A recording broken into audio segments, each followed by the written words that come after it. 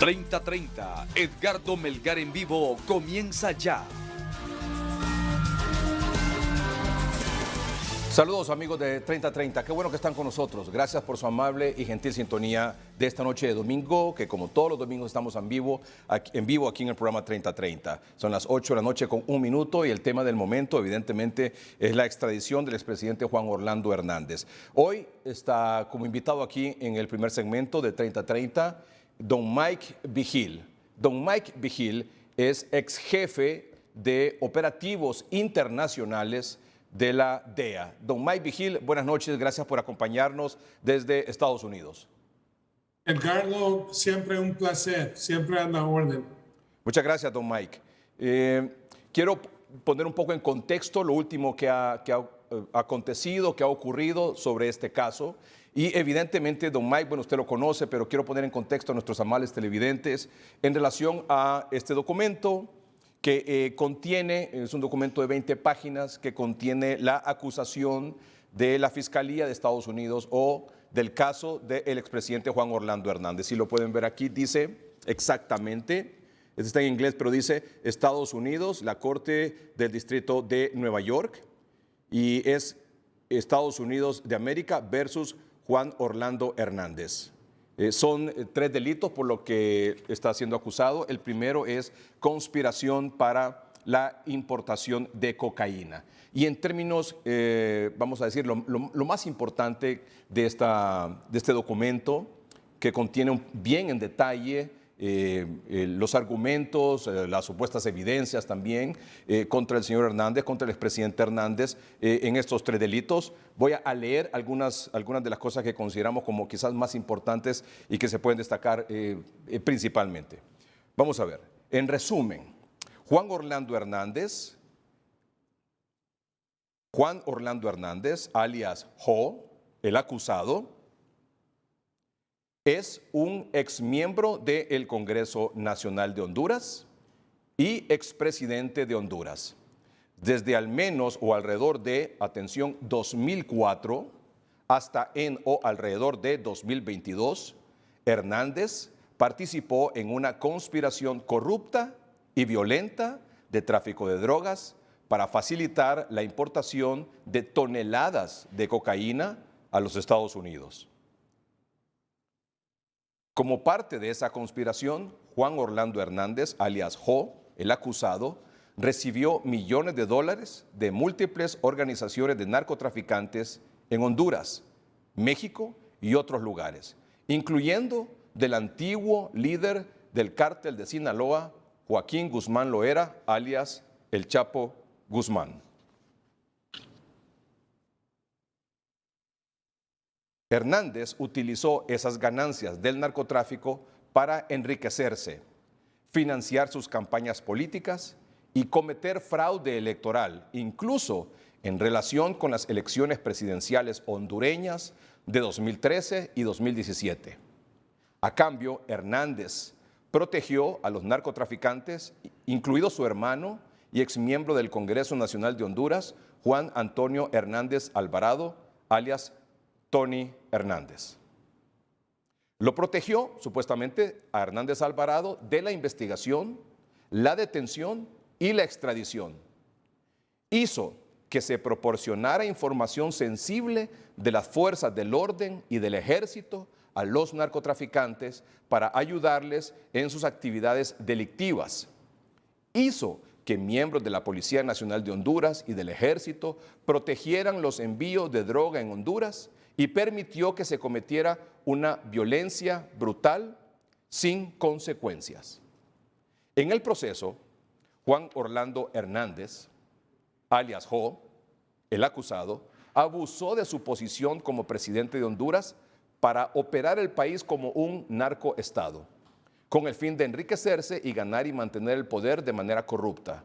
Corrompió las instituciones legítimas de Honduras, incluyendo parte de la Policía Nacional de Honduras, el Ejército y el Congreso Nacional.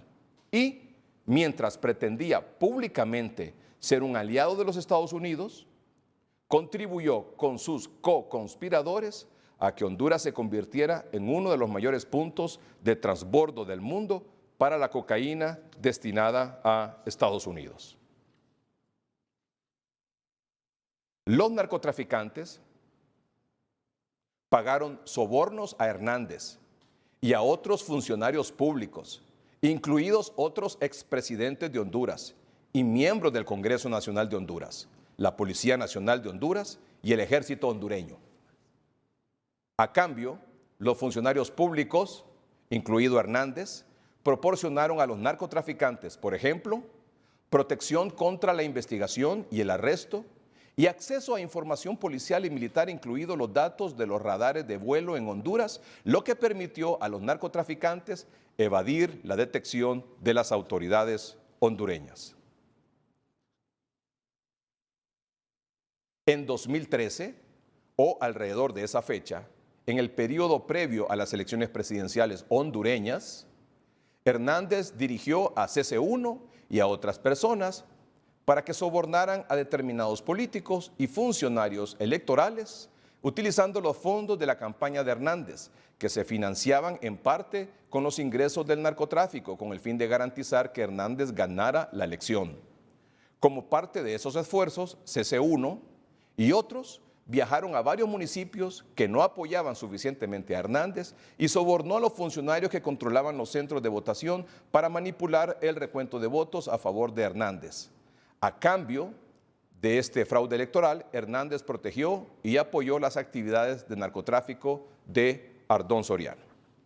Es en parte lo que describe de estas actividades la acusación contra el expresidente Juan Orlando Hernández. Le reitero, son 3 delitos y este es un documento aproximadamente de 20 páginas.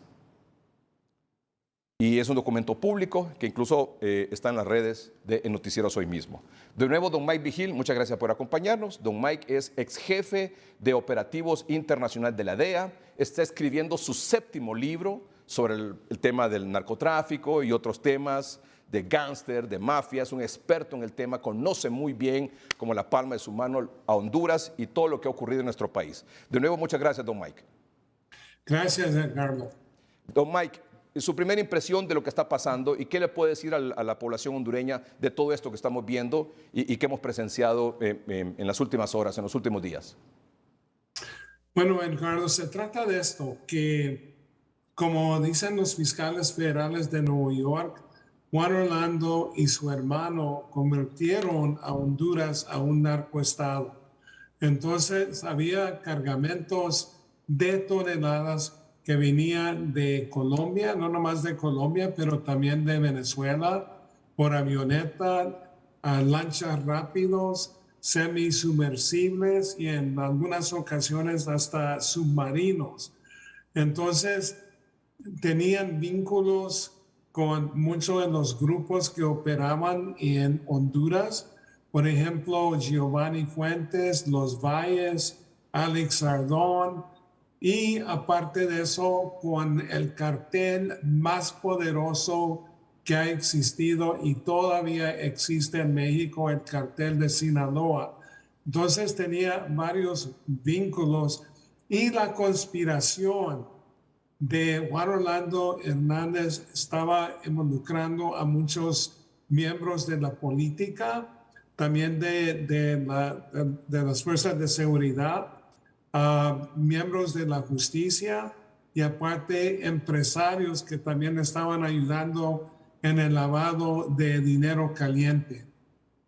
Señor Vigil, como escuchó usted y lo sabe perfectamente mejor que nadie, en este documento de acusación contra el expresidente Hernández refiere a que tanto él como otros expresidentes y miembros del Congreso Nacional, no sé si habla diputados actuales del Congreso Nacional o exdiputados del Congreso Nacional o se refiere a ambos, además de expresidentes, hace referencia a miembros de la Policía Nacional, del Ejército, y usted agrega también el tema del sector empresarial.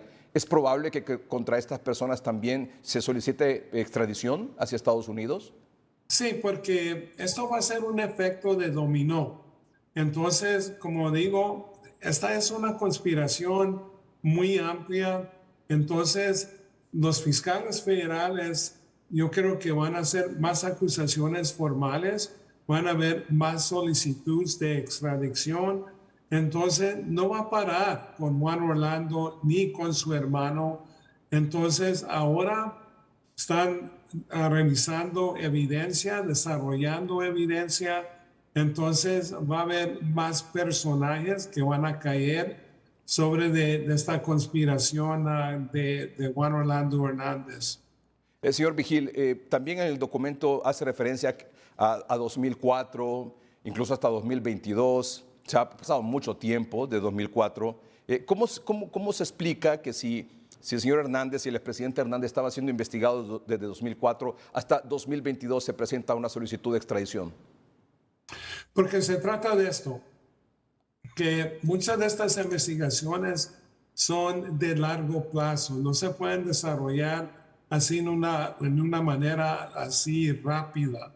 Aparte de eso, era difícil para que la DEA investigara a Juan Orlando Hernández y a su hermano porque estaba Juan Orlando como presidente del Congreso y luego entró a la presidencia por 8 años. Entonces, poquito a poquito se fueron desarrollando las evidencias y los fiscales federales aquí en los Estados Unidos son supremamente conservadores. Si la evidencia no es sólida, entonces jamás van a hacer una acusación formal y lo menos con un exmandatario, un mandatario. Si la evidencia no es hasta más sólida para un personaje como Juan Orlando Hernández, nunca van a hacer la acusación formal. Entonces, con la acusación que están haciendo, las 3 acusaciones, te garantizo que son súper fuertes. Déjeme terminar de anotar esto antes de que se me olvide porque se lo voy a preguntar más adelante. Y el otro tema, este mismo documento de acusación de Estados Unidos contra el expresidente Hernández refiere y señala de fraude electoral en 2013, en 2017. Pero en ambas elecciones, el gobierno de Estados Unidos apoyó ese proceso apoyó el triunfo del expresidente Hernández en esas elecciones, en 2013 y en 2017. ¿Cómo se explica usted eso? Y ahora dicen que esas elecciones fueron fraudulentas, que incluso se sobornó a autoridades electorales. Y Estados Unidos al final, y el Estados Unidos al final avaló ambos resultados. Sí, tiene toda la razón, Edgardo.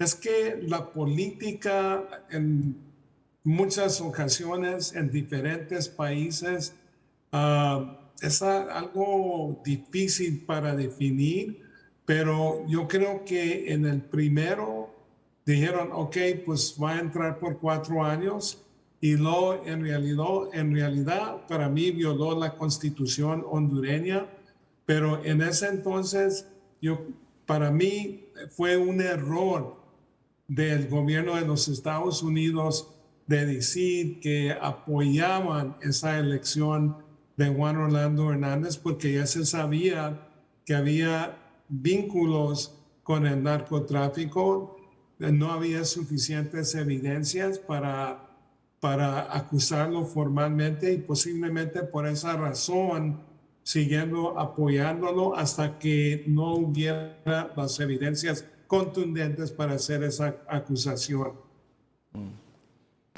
Cuando usted hace referencia a que las evidencias son súper fuertes, ¿qué significa eso?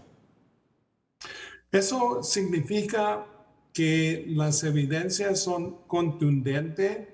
Entonces, yo creo que los defensores de Juan Orlando Hernández, que son buenos, pero van a tener sus problemas defendiendo al exmandatario con las evidencias que existen. Si usted manifiesta que estas evidencias son súper fuertes, ¿cuál cree usted que va a ser el resultado del juicio? En mi opinión personal, yo creo que lo van a hallar culpable el jurado y en mi opinión, otra vez, es que le van a dictar una condena perpetua, así igual como su hermano. El juicio de Tony Hernández ya hace más o menos como un año que sucedió y las evidencias contra de él no eran tan fuertes como las que se encuentra Juan Orlando Hernández. ¿Hay algún agravante, alguna circunstancia especial en el caso del expresidente Hernández que haga que estas evidencias sean más fuertes o que el jurado vaya a tomar esa determinación de declararlo culpable como usted lo ha manifestado esta noche? Sí, mira, el narcotráfico va mano a mano con la violencia. Entonces hay un caso donde los hermanos Hernández querían utilizar una ruta de Honduras por Guatemala, México y a los Estados Unidos. Entonces había un narcotraficante que se oponía de que ellos utilizaran esa ruta. Y ese narco era Franklin Arita, y una conversación entre Tony Hernández y Alex Ardón, que era el alcalde en ese entonces del Paraíso. Y Tony Hernández le dice, mira, ahora tenemos al Tigre Bonilla, que está monitoreando las actividades de Arita, y poquitos días después lo atacaron, no sé, con cohetes y armas así tipo militar, y mataron a Arita y a sus 3 guardaespaldas. Entonces, en el juicio de Tony Hernández se utilizó un registro de drogas que le pertenecía a un individuo que también era narcotraficante, Neri López, y días después del juicio de Tony Hernández, lo mataron en una cárcel de máxima seguridad de Honduras, así en una manera salvaje, bajo del sistema de cámaras de la prisión. Entonces, por eso también está acusado de utilizar armas, conspiración para utilizar armas. Entonces, se trata de esto: narcotráfico, corrupción y violencia. El expresidente Hernández, como usted lo sabe, don Mike, ha referido y ha sostenido que esto se trata de venganzas de narcotraficantes que han sido extraditados durante su gobierno y que además pretenden negociar una reducción de penas acusándolo a él. ¿Qué impresión le causa esa declaración o ese argumento del expresidente Hernández? ¿Qué opina de eso? Bueno, el argumento no tiene mérito, porque sí hay varios testigos que tienen antecedentes, que tenían vínculos, por ejemplo, con Juan Orlando Hernández y su hermano. Entonces, ellos han declarado contra de él. Pero se trata de esto, que aquí en los Estados Unidos no nomás tomamos la palabra de un narco, nosotros tenemos que averiguar de lo que están diciendo es verdadero. Entonces, en este caso hay muchos testigos independientes que dicen la misma cosa: narcotráfico, corrupción y violencia. Pero también, Edgardo, hay testigos que no tienen antecedentes criminales. Y entonces, en los juicios aquí en los Estados Unidos, nunca vas a tener a un sacerdote que va a tener conocimiento de una conspiración criminal. Los únicos que pueden declarar y que tienen conocimiento de carteles o el crimen organizado van a ser otros criminales.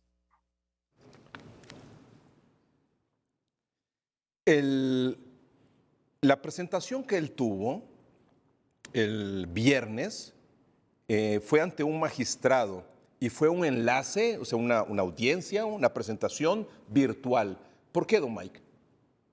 Sí, mucha gente dijo que esto era miles de cosas, pero en realidad se trata de esto, que por la pandemia aquí en los Estados Unidos, entonces estaban tomando precauciones de no tener un juicio ahí en la corte. Era nada más por el COVID. O sea, fue por el tema COVID. Y esta audiencia duró 12 minutos, creo, si no me equivoco, usted me puede corregir. ¿Siempre son así?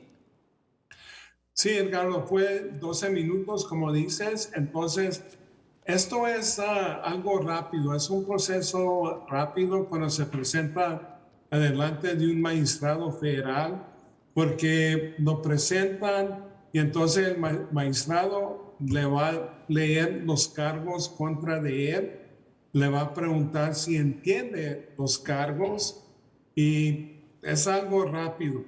Entonces, ahora el 10 de mayo va a tener el otro audiencia preliminar con el juez Castel, sí. Y entonces, sí. esto va a ser como un mini juicio, un juicio pequeño, donde van a presentar testigos, van a presentar evidencia.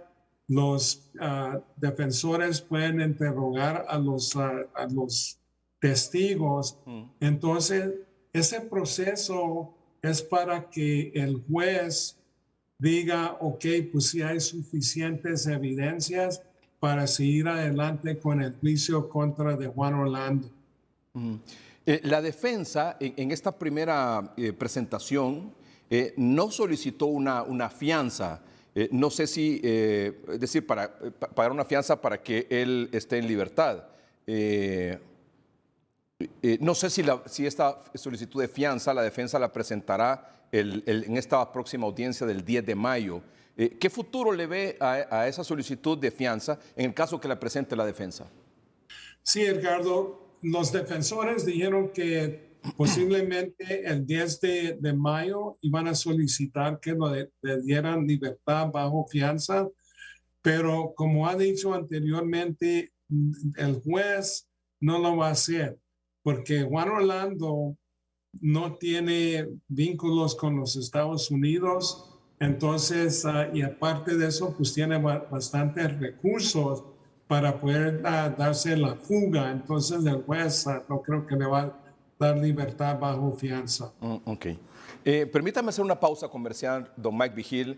Hay otros temas, por ejemplo, se ha hecho referencia a que es muy probable o no, usted lo puede explicar mejor, evidentemente, si esto es posible, que se presente el señor Tony Hernández a declarar en contra de su hermano.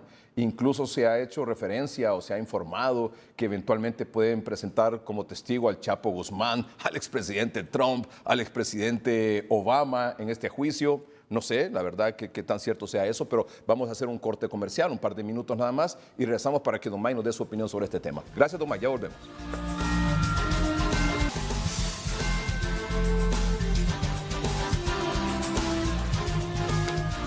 Estamos conversando con don Mike Vigil, él es ex jefe de operativos internacionales de la DEA, ha escrito 6 libros, está por su 7º libro.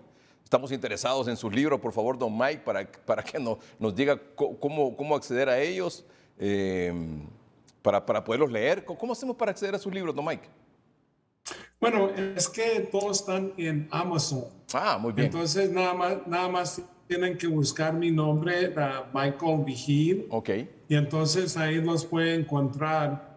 Y no, aparte de eso, Edgardo, estoy haciendo muchos documentales, programas de televisión, así gangsters, Sí.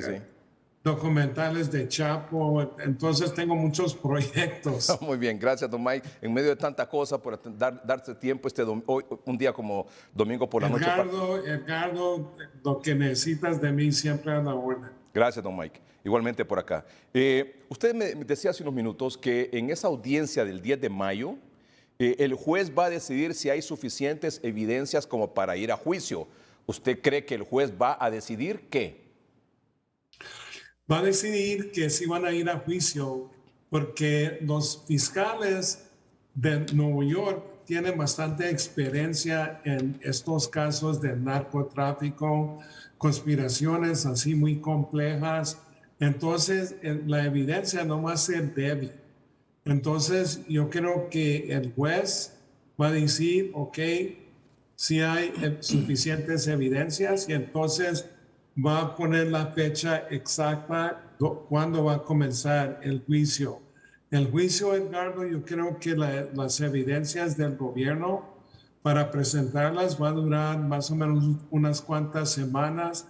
No sé qué evidencia va a presentar la defensa, pero yo creo que no va a ser mucho.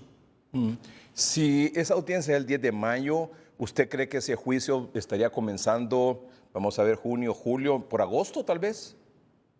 Posiblemente, pero hay excepciones. Muchas veces los defensores van a decir, mira, hay mucha evidencia, no tenemos suficiente tiempo para revisarla, entonces vamos a necesitar un mes, 2 meses más, o los fiscales pueden decir, si ha desarrollado más evidencia que necesitamos de analizar, entonces necesitamos, por ejemplo, un mes o lo que ellos pueden solicitar, pero eso va a ser la decisión del juez. Y una vez que comience el juicio, ¿cuánto tiempo cree usted que dure? Yo creo que menos de un mes. ¿Y qué posibilidad existe, como estoy seguro que usted lo ha escuchado, que la fiscalía presente al hermano del expresidente Hernández, a Tony Hernández, en el juicio para declarar en contra de su hermano? No lo creo, pero sí ha existido situaciones donde familiares van declarando contra de hermanos o hermanas, pero no sé si la relación es muy acercada entre Juan Orlando y Tony Hernández. Posiblemente arrancó de Tony Hernández, porque me acuerdo que Juan Orlando dijo que él no sabía nada de lo que estaba haciendo Tony Hernández, entonces posiblemente Tony Hernández esté molesto, pero si las relaciones todavía están bien, no creo que va a declarar. Y en el caso del Chapo Guzmán y expresidentes como Trump y Obama, ¿a declarar en este juicio, señor Mike? No, porque el Chapo Guzmán no quiso colaborar con el gobierno de los Estados Unidos antes de que tuviera su juicio, ni después de que tuviera el juicio, cuando fue condenado. Y era algo difícil para que Chapo Guzmán en ese entonces declarara o diera información, porque él la única cosa que iba a hacer es dar nombres e información de sobornos. Usted dijo antes del corte comercial que en su opinión al expresidente Hernández le van a dar cadena perpetua. ¿Existe la posibilidad que en esta cuestión del juicio y esto, él diga, mire, voy a colaborar y como para tratar de reducir la pena, la condena? No creo, porque en los Estados Unidos normalmente van a querer hacer una negociación con un detenido para que entregue a gente a un nivel más grande que ellos, no sobornos. Pero donde sí pueden llegar a un acuerdo con los fiscales, que los defensores, después de revisar toda la evidencia contra de Juan Orlando, pueden decir, mira, señor expresidente, la evidencia es muy fuerte. Entonces, si nos permite, vamos a hablar con los fiscales, y si no te dictan una cadena perpetua, posiblemente te den 20, 30 años. Solo que todo depende de los defensores y lo que quiere hacer Juan Orlando, pero yo creo que eso va a ser la única manera. Pero si va a juicio y es condenado, entonces casi estoy seguro que le van a dar cadena perpetua.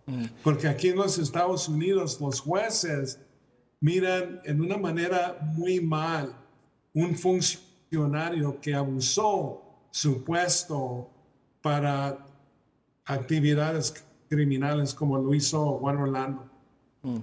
Eh, ¿Cuál es el mensaje que da que el mismo día que el expresidente fue extraditado a Estados Unidos, el fiscal general de Estados Unidos, Merrick Garland, Damian Williams, fiscal de los Estados Unidos para el Distrito Sur de Nueva York, y Ann Milgram, administradora de la Agencia de Control de Drogas de los Estados Unidos, DEA, hicieron una conferencia de prensa para hablar precisamente de la extradición del expresidente Hernández y sus cargos por tráfico de drogas y armas de fuego, como refiere precisamente esta acusación. ¿Cómo interpreta usted que ellos hayan dado esa comparecencia? Bueno, la cosa que eso es normal. Cuando hay detenidos, siempre la prensa quiere hablar del caso y entonces siempre dan conferencias de prensa. Eso es muy normal aquí en los Estados Unidos. Okay. Como sabes, también Merrick Garland dijo obviamente que Juan Orlando Hernández aquí en los Estados Unidos es inocente, considerado inocente hasta que lo hayan culpable. ¿Él va a permanecer durante todo este tiempo en este centro de detención de Brooklyn? Edgardo, la cárcel metropolitana es para individuos que están en el proceso de tener el juicio contra de ellos, como Juan Orlando, o individuos que ya están en proceso el juicio. Si es condenado Juan Orlando, entonces el Buró de Prisiones va a decidir en qué prisión lo van a poner en los Estados Unidos, pero yo no creo que lo van a colocar en la misma prisión que está Tony Hernández. Pero sí va a estar detenido en este centro metropolitano de Brooklyn hasta que termine el juicio. Sí, Edgardo, porque la cárcel metropolitana es una cárcel de 12 pisos que queda directamente atrás de la Corte Federal ahí en Manhattan. Uno ve solo el edificio y uno cree que las celdas o donde se encuentran los detenidos están en esa parte del edificio, creo, no sé si quizás no sé si puedo mostrar esa fotografía, por favor. Puede ser de un edificio de 9, 10 pisos, una cosa así. Pero ¿las celdas están a ese nivel o están subterráneas? No, la cárcel es arriba, no es subterránea. Ah, ok. O sea, esas ventanas que se ven, ahí están las celdas. Sí, es un edificio de 12 pisos. Ah, muy bien. Entonces ahí, Edgardo, tienen hombres y mujeres, tienen terroristas peligrosos. Ahí estuvo Chapo Guzmán, estuvo Tony Hernández, estuvo Jeffrey Epstein, que se suicidó ahí en esa cárcel. Entonces estuvo Paul Manafort, que estaba en la campaña de Donald Trump, y muchos más, muchos individuos, pero ahí los van a detener hasta que tengan su juicio y sean condenados o salen libres. ¿Y qué tipo de uniforme y de qué color visten a las personas que están ahí detenidas? Bueno, tienen uniforme en los tiempos viejos, no sé si ahora es igual, pero tenían uniforme así color azul. Como un overol. Sí. ¿Y las condiciones ahí, don Mike? ¿Es cierto que están 23 horas en la celda? ¿Son celdas unipersonales? ¿Tienen una hora para salir, no sé si al sol o a la ventana? ¿Cómo es ese? Se trata de esto, que en la cárcel metropolitana tienen diferentes secciones, hombres, mujeres, y luego hay una sección de máxima seguridad. Ahí es donde le ponen individuos que son los más peligrosos.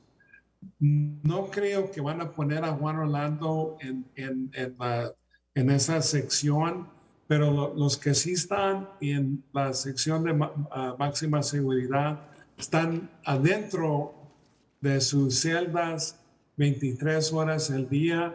Nada más permiten que salgan una hora al día para hacer ejercicio o para ir a bañarse. Don Mike, le agradezco mucho que haya aceptado esta conversación. esta noche de domingo en el programa 3030 y espero poder tener la oportunidad de seguir conversando con usted en el transcurso de estos próximos días, en la medida que esto vaya avanzando allá en Nueva York o también vaya avanzando aquí en función de extradiciones que se han solicitado, que están en curso, como la de don Juan Carlos Bonilla, exdirector de la Policía Nacional, y otras que según usted van a venir contra quienes colaboraron en estos procesos. Edgardo, eres amigo, siempre a la orden. Muchas gracias, don Mike. Don Mike Vigil, ex jefe de operativos internacionales de la DEA. Vamos a una pausa comercial en el programa, pero cuando regresemos, atención, en una emboscada hoy han acribillado a balazos a 3 policías. Son 3 policías fallecidos en una emboscada en Trujillo, Colón.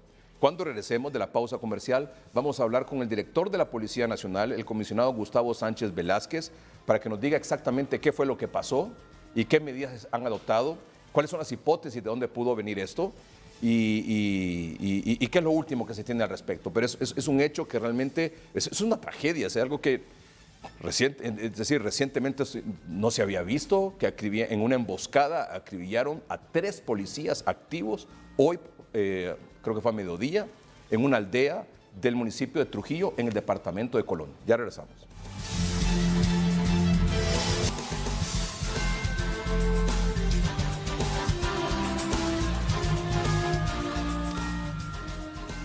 El señor director de la Policía Nacional, el comisionado Gustavo Sánchez Velázquez, nos acompaña esta noche desde la Secretaría de Seguridad. Buenas noches, señor comisionado, director de la Policía Nacional. Gracias por acompañarnos. Buenas noches, don Edgardo. ¿Qué fue exactamente lo que pasó con don Jairo Marcelino Posadas, Juan Carlos Murillo, Jonathan René Ramos, en una aldea del municipio de Trujillo, en el departamento de Colón? Fueron acribillados a balazos hoy, aparentemente en una finca de Palma Africana. ¿Qué información tiene a esta hora de la noche la policía? Sí, hoy se dio ese lamentable hecho que enluta a la familia policial y enluta también a la sociedad hondureña.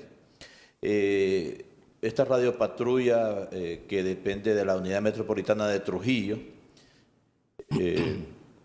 se encontraba realizando, un patrullaje de rutina en el sector, en una zona de las fincas de la aldea Agua María, en Trujillo, y bueno, ellos reportaron actividad sospechosa de un vehículo que se encontraba en el sector.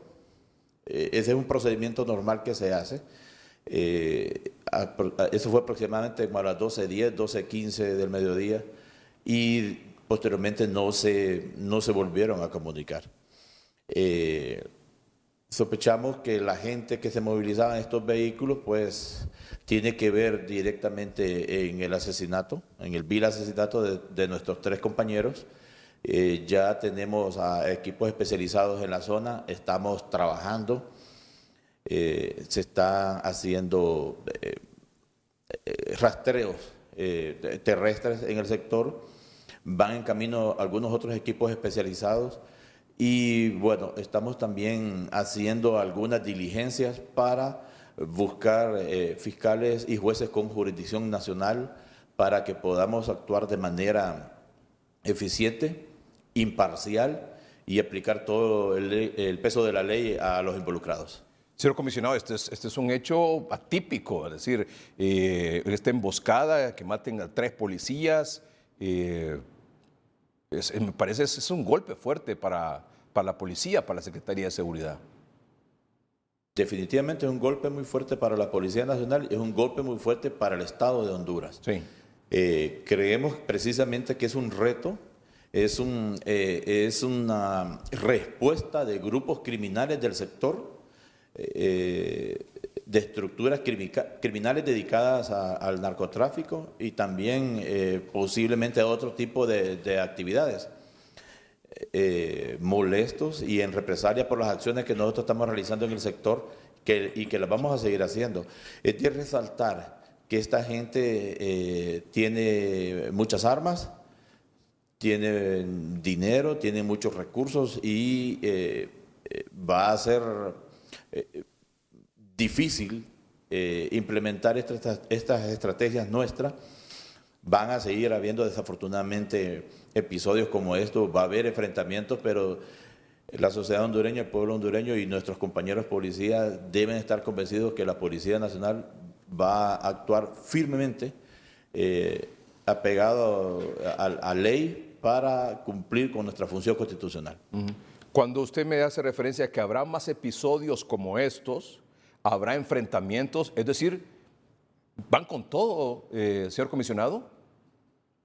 Son criminales. No estamos hablando con personas decentes, no estamos hablando con personas honradas, no estamos hablando con ciudadanos comunes y corrientes. Estamos hablando con estructuras criminales que tienen años y décadas de estar enquistadas en esa zona. Nosotros les hemos dado golpes muy fuertes en las últimas semanas y obviamente están incómodos por eso. Sí. Cuando hace referencia a golpes muy fuertes y a estructuras criminales, ¿hace referencia usted, señor comisionado, al narcotráfico? Sí, estamos hablando del narcotráfico. Recordemos que a esta altura ya damos cerca de 3 toneladas que hemos decomisado en las últimas semanas de clorhidrato de cocaína nosotros. Hemos hecho muchas erradicaciones de plantaciones de coca y las seguiremos haciendo. Entonces hay mucha inconformidad. Recuerde que el narcotráfico genera muchísimo dinero y bueno, por eso decimos haciendo un análisis de prognosis criminal, planteándonos diferentes escenarios que se pueden dar. Va a haber muchos enfrentamientos o es posible que se den enfrentamientos en el futuro de este tipo. O sea que la hipótesis que maneja la policía es que se trata de una respuesta de los grupos criminales del narcotráfico por los golpes que precisamente la policía ha dado en ese lugar, ahí en Colón. Así es. Mire, enfrentarse a una patrulla de 3 personas no es fácil. Generalmente cuando se da se hiere a un policía o se asesina a un policía, pero esta vez asesinaron a 3, Sí. al clase 1 y a los 2 agentes que estaban ahí. Sí. Obviamente fueron superados en número, fueron superados en el poder de fuego. Se está analizando la escena del crimen. Nosotros siempre decimos la escena del crimen habla y se está trabajando en ello. Queremos hacer hincapié también que vamos a solicitar jueces y fiscales de jurisdicción nacional para nosotros poder actuar con todo el respaldo de la ley como se debe hacer. Nosotros hoy quisimos realizar unos allanamientos y la fiscal de Trujillo no nos autorizó realizar los mismos. Se le puso al tanto de que era una acción infragante y dijo que se tenía que documentar, de lo contrario no se iba a convalidar. Estamos hablando de 3 funcionarios del Estado hondureño asesinados vilmente hoy. O sea, me está diciendo... No tuvimos la respuesta que la ley exige a ese funcionario del Estado, llamado fiscal, para apoyar las operaciones enmarcadas en ley de la Policía Nacional de Honduras. Por eso es que está solicitando jueces y fiscales con jurisdicción nacional que no sean de ahí de la zona, precisamente para el abordaje de este tema. Así es. Es un tema muy delicado. Absolutamente, absolutamente. Tengo mucha información de gente que vive en la zona, que me refiere también a que es muy probable, es decir, lo que usted manifiesta es cierto, pero agrega un elemento adicional que podría ser esto también un problema de conflicto de tierras, de invasión de tierras, sobre todo en la zona esta de Palma Africana, y que no es evidentemente no es una cosa nueva, como tampoco el narcotráfico. ¿Cree que ese ingrediente también puede estar ahí? No lo descartamos, pero lo que pasa es que si usted se fija, muy difícilmente sea solo esa motivación. Obviamente son diferentes hipótesis, son diferentes escenarios. Estamos apenas unas horas de que se dio este hecho y las investigaciones nos van a dar mejores resultados. Algunas hipótesis se van a tomar fuerzas, otras van a ir descartando, pero es una escena dantesca. Es utilización de una fuerza totalmente desmedida, es el asesinato de 3 personas, 3 agentes del Estado. Es una implicación muy seria y motivaciones también muy serias. Absolutamente. ¿Cómo toma eso usted? ¿Cómo lo toma? Usted como director de la Policía Nacional. Bueno, es un hecho muy lamentable. Nos estamos solidarizando con sus familias. Ahí quedan niños huérfanos, quedan esposas viudas, quedan madres y padres y sus hijos. Hay todo un drama social y humano tras el asesinato de estos 3 funcionarios policiales, por un lado. Por otro lado, recordemos que la lucha contra el crimen organizado y la lucha contra el crimen común va más allá de un discurso. Estamos hablando que nos enfrentamos a gente armada. El Estado, la Constitución y las leyes facultan a la Policía Nacional y a los agentes del Estado a utilizar cierto tipo de armas y a utilizar el uso de la fuerza de acuerdo a manuales y a protocolos internacionales. Pero, obviamente, cuando estamos al frente de estos grupos criminales, se dan acciones lamentables como esta, pero deben de estar seguros de que la Policía Nacional actuará apegado a la ley con todo el peso que la ley de Honduras nos autoriza. Por eso hemos autorizado una recompensa de $500,000 de lempiras para toda información que nos ayude a capturar a los hechores materiales de este hecho. 500,000 lempiras que permitan de recompensa para quien dé información que permita la captura de estos individuos. Así es.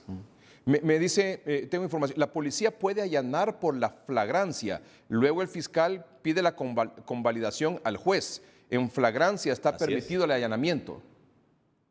Totalmente de acuerdo, así lo dice la ley, pero la fiscal dijo que no lo iba a convalidar. ¿Dio algún argumento para eso, señor comisionado?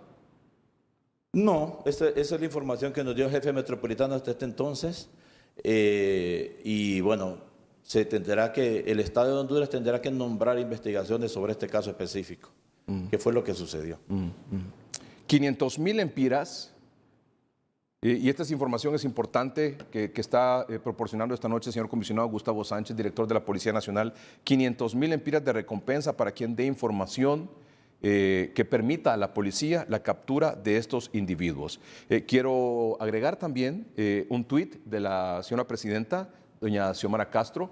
Ha dicho, representante gubernamental de Honduras, dice doña Xiomara, declaro estado de excepción en Colón a partir de las 9 de la noche, es decir, en 7 minutos. A la Secretaría de Seguridad y Policía de Honduras les instruyo restringir circulación y fronteras de Colón, estableciendo retenes en todo el país hasta capturar a despiadados criminales. Nuestra solidaridad con familiares y policía. Señor comisionado, su comentario. Sí, recibimos las instrucciones directas de nuestra Presidenta Constitucional de la República. Esas acciones ya, previamente estábamos implementando el cierre del departamento, el cierre de sus fronteras con otros departamentos, el control de todos los ejes carreteros, intensos operativos en las zonas donde se cometió este incidente. Y bueno, el estamento jurídico del Estado de Honduras va a establecer los parámetros en torno a esto, pero nosotros como Policía Nacional simple y sencillamente lo vamos a ejecutar. Señor comisionado, agradezco mucho que haya aceptado esta conversación con el programa 3030, son las 8:54. Espero que, y seguramente así será, mañana en la medida que se vaya obteniendo resultados de estos operativos, donde usted ha dicho no vamos a escatimar cualquier esfuerzo, vamos a capturar a estos individuos y les va a caer todo el peso de la ley. Estamos solicitando jueces y fiscales con jurisdicción nacional. Se trata de una respuesta a los grupos criminales, principalmente ligados al narcotráfico, precisamente por todos los operativos y los golpes que la Secretaría de Seguridad ha dado, la Policía Nacional, en el último mes, con incautación de droga en operativos, incluso también con siembra de hoja de coca, ¿verdad? Entiendo que así es. Así es, estamos haciendo erradicaciones también. Exacto. Y hay operaciones en camino para seguirlas realizando. ¿Hay laboratorios de producción de cocaína ahí en esa zona, señor comisionado?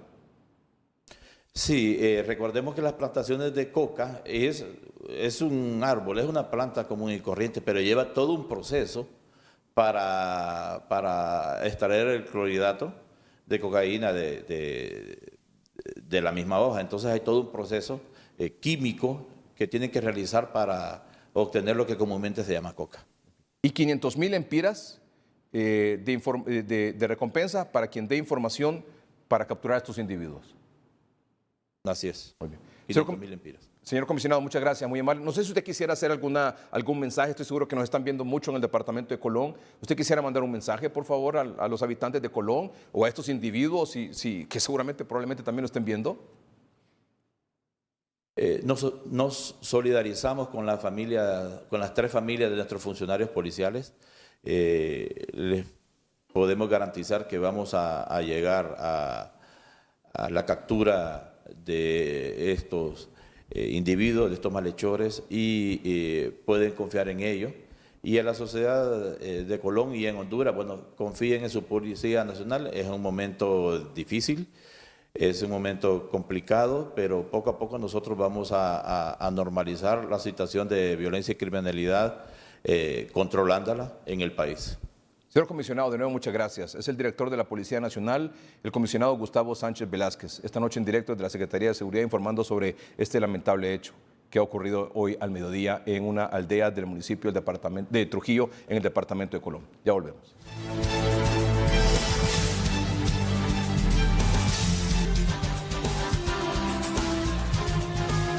Doctor Omar Videa, buenas noches, gracias por estar con nosotros. Muy buenas noches, licenciado Edgardo Melgar. Es un gusto estar siempre en 30-30. Doctor, la primera pregunta. El viernes por la noche, la Secretaría de Salud informó que una buena noticia que hemos estado promoviendo aquí en el noticiero desde febrero, pero que finalmente ahora a finales de abril se cumple. Ya la vacunación para adultos de 60 años y más, es decir, la segunda dosis de refuerzo o cuarta dosis. Su impresión sobre eso, por favor. Sí, muy contentos porque recuerde usted que el 1 de abril se había anunciado por parte de la Secretaría de Salud ya la aprobación y que posteriormente se iba a dar la calendarización. Pues bueno, fue el día viernes en horas de la noche en un comunicado donde ya pues, se habilitaba a partir de ese día ya la vacunación, y como hemos visto por los noticieros hoy mismo, desde el día de ayer sábado ha comenzado en el Distrito Central la vacunación, y esperaríamos, como lo dice el comunicado, que en los siguientes días, las siguientes horas, haya un calendario para la vacunación a nivel nacional, porque sabemos que es una población que ya cumplió más de 4 meses de haber recibido la primera dosis de refuerzo. Estamos hablando de una población que se suma a más de 1 millón de hondureños que están requiriendo ya de esas edades el refuerzo. Doctor, y amables televidentes, sépalo, bueno, el doctor lo sabe, pero usted, amables televidentes, sépanlo, por favor. Con las 3 dosis, una persona tiene un 85% de protección para no ir a un hospital. Ojo, con las 3 dosis, una persona tiene hasta un 85% de protección para no ir a un hospital si se contagia de COVID. Sin embargo, a los 3 meses de haberse aplicado esa tercera dosis, esa protección inicial de un 85% baja a un 50-55%. Por lo tanto, es importante que adultos mayores y pacientes con ciertas comorbilidades, sobrepeso, hipertensión, diabetes, entre otras, acudan, y que ya tienen sus 3 dosis, acudan, por favor, a aplicarse esa cuarta dosis o segunda dosis de refuerzo, doctor. Sí, por supuesto, el debilitamiento que hay de la inmunidad artificial provocada por la vacuna se va viendo en disminución progresiva, acelerada, diría yo, después de los 3 meses, y eso lo hace vulnerable a usted. E independientemente cuál sea la variante que circule en el país o la cantidad de contagios que existan, la posibilidad de que enferme es latente cuando usted tiene una inmunidad baja. Y como bien lo menciona, ¿quiénes son los vulnerables? Principalmente las personas mayores de 60 años, y son las que deben de aprovechar en este momento la vacunación, y esperaríamos que en las próximas semanas se vaya reduciendo también la edad de la población para que pueda recibir esta dosis de vacuna, porque acordémonos, el licenciado Edgardo Melgar, que es alrededor, que lo vamos a platicar más adelante, alrededor de más allá de 2 millones de personas que estarían ya aptas para recibir la vacuna en las diferentes edades de la segunda dosis de refuerzo. Y mucha gente me está preguntando, esta vacuna, doctor, es la Pfizer, ¿verdad? La que se está aplicando, es la Pfizer como segunda dosis de refuerzo. Esa vacuna de Pfizer como segunda dosis de refuerzo, ¿es indistinto si usted se aplicó inicialmente la Johnson y luego la Moderna, o se aplicó AstraZeneca, o se aplicó, ¿cuál era la otra? ¿La rusa? La Sputnik, perdón. Indistintamente de eso, que el amable televidente que ya tiene sus 3 dosis, indistintamente de la que se haya puesto, no tiene ningún problema en aplicarse y que esta segunda dosis de refuerzo o cuarta dosis sea Pfizer. Es importante que usted lo aclare, doctor. Excelente pregunta, porque es una de las preguntas que más salen en este momento, producto a que ha habido una diversidad de vacunas en el país, pero la autorizada, y es que de hecho la que tiene los estudios en segunda dosis de refuerzo o cuarta dosis es la vacuna de Pfizer. Independientemente cuál sea la vacuna que usted haya recibido y la institución que se la haya aplicado, llámese Seguro Social o Secretaría de Salud, con las diferentes vacunas que circularon en el país, la vacuna de refuerzo es la vacuna de Pfizer y ya se ha visto en estudios internacionales la combinación de vacuna, el cruce de vacunas sin que tenga una contraindicación. Así es que la principal obstáculo es la voluntad que usted pueda tener para vacunarse, pero independientemente cuál sea la que haya recibido, si puede ser en su gran mayoría mucha población con 3 dosis de vacuna de AstraZeneca, no debe tener temor al aplicarse la vacuna de Pfizer como segunda refuerzo. Excelente, doctor, porque eso saca de dudas a muchos de nuestros amables televidentes que han estado preguntando eso. Que yo me apliqué la Sputnik, que yo me apliqué la AstraZeneca, que yo me apliqué la Moderna. Que no le lleve miedo y que se ponga su cuarta dosis con Pfizer. Muy bien. Así es. Muy bien. Doctor, respuesta rápida. ¿Usted en la consulta privada está atendiendo 0 pacientes COVID, un poquito de pacientes COVID o ha aumentado la cantidad de pacientes por COVID? Sí, está aumentando la cantidad de pacientes. Teníamos 2 semanas previo a la Semana Santa que no habíamos visto ningún caso de COVID-19. Pero en esta semana posterior a la Semana Santa sí hemos visto un aumento en la demanda de los pacientes, principalmente menores de 40 años, con 3 dosis de vacunas. Esa es la característica de estas personas. Y digo porque son personas que han tenido la conciencia hacia la vacunación, pero que en este momento salieron. El historial de vacuna también salieron. Y lo segundo, tienen más de 4 meses. Más de 4 meses desde la tercera. Muy bien. De la tercera. ¿Y qué síntomas, doctor, más o menos los pacientes generalmente presentan? Los síntomas siguen siendo los de Omicron. Los síntomas siguen siendo los de Omicron, ¿verdad? La tapazón de nariz, la tos seca, la congestión nasal, muy poca fiebre, dolor de cabeza. Sigue siendo la variante Omicron porque acordémonos que es la predominante, un 99% en el país. Y la pregunta, a ver, si son menores de 40 años, y tienen 3 dosis, a pesar de que haya pasado ya unos 4 meses, 3 meses de esa tercera dosis, ¿alguno lo ha tenido que referir a algún hospital o no han pasado de síntomas leves? Ninguno en hospital, todo el manejo ha sido domiciliario. Eso está claro. ¿Y eso es por las 3 dosis? Por supuesto, por supuesto. Y siguen comenzando los síntomas de 2 a 3 días después de los contactos. Más o menos esa es la tendencia que sigue manifestando. Muy bien. Doctor, permítame hacer una pausa comercial porque quiero que me diga en qué departamento, en qué hospital ha aumentado la cantidad de ingresos de pacientes por COVID-19. Ya volvemos.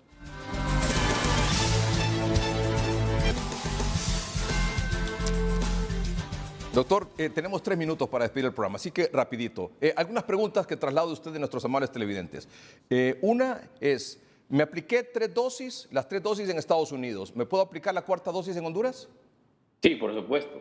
No hay ningún problema. Solo tiene que mostrar el carnet y cumplir con los requisitos que actualmente están establecidos. El requisito es 4 meses después de haberse aplicado la tercera, ¿verdad? Se puede aplicar la cuarta dosis. Correcto. Muy bien. Y tener más de 60 años. Sí. 60 años o más. Sí, 60 años en adelante. Y usted decía que espera que en las próximas semanas ya esto se vaya bajando la edad para el beneficio de esta cuarta dosis. Esperemos que así sea. Sí. Bueno, ¿dónde me puedo aplicar la segunda dosis? Ya eso lo vamos en las redes sociales de Noticieros Hoy Mismo, en Facebook, Twitter, está en los mismos lugares de siempre, creo que es el Parada Marte, el principal, en todos los centros de salud aquí en el Distrito Central, entiendo también, ¿verdad? Sí. Correcto, así es. En las redes sociales de hoy mismo lo pueden ver.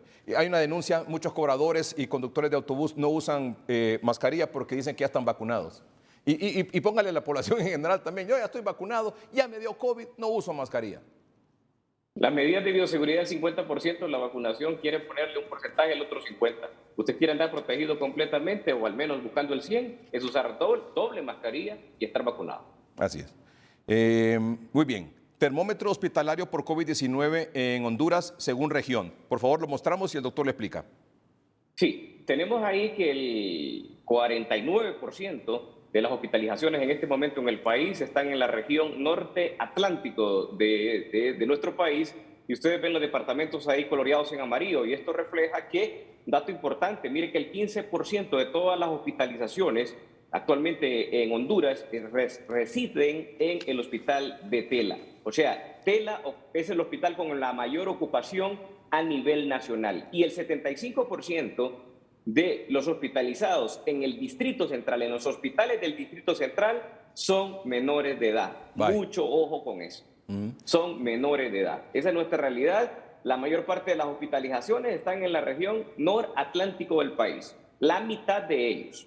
Importantes datos para que vean ustedes que el comportamiento del COVID-19 está en todos los departamentos del país, en sus hospitales, pero mucho ojo con departamentos en particular que han tenido una movilización en estos últimos 7 días. Me preocupa esto de los menores de edad, doctor. ¿No será que una nueva oleada de casos COVID pueda ser fuerte, sobre todo en menores de edad, doctor? Es que la población vulnerable son los niños menores de 5 años que no tienen vacuna o los que están parcialmente vacunados entre 5 y 11 años. Entonces, el virus siempre se va a aprovechar, esta variante Omicron, de población susceptible. Tanto los adultos mayores que pierden su inmunidad como los niños que no están vacunados. Los ingresos hospitalarios por COVID-19 en las últimas semanas, doctor, ahí se ve como ha aumentado, ¿verdad? Han aumentado. En los últimos 7 días hemos tenido un aumento de un 33% de los ingresos hospitalarios. Esta es una realidad con datos oficiales de lo que está ocurriendo en este momento en el país. Ya avisorábamos que iba a haber un ligero incremento, tanto en los casos y en esta parte en los hospitalizados. Y finalmente, doctor, mucha gente me pregunta que después de que padeció de COVID, le han aparecido otras enfermedades, diabetes, hipertensión. Alguien me hizo referencia ayer que le habían diagnosticado cáncer. Yo no sé si esto puede estar vinculado o no a un paciente que tuvo COVID. Esas son condiciones que estaban listas prácticamente en algún momento para debutar, habían predisposiciones. Entonces, sí, evidentemente lo que ha sido el COVID-19 en una persona puede acelerar o adelantar estos diagnósticos, estos procesos de salud, porque han debilitado el sistema inmunológico que hace que esas enfermedades ya puedan ser diagnosticadas de una forma más temprana. Doctor, le agradezco mucho que haya estado con nosotros esta noche. Nos vemos el próximo jueves, ¿le parece? Por supuesto, es un gusto. Buenas noches. Gracias, doctor Omar Videa. Gracias a usted por su atención. Buenas noches y que estén bien.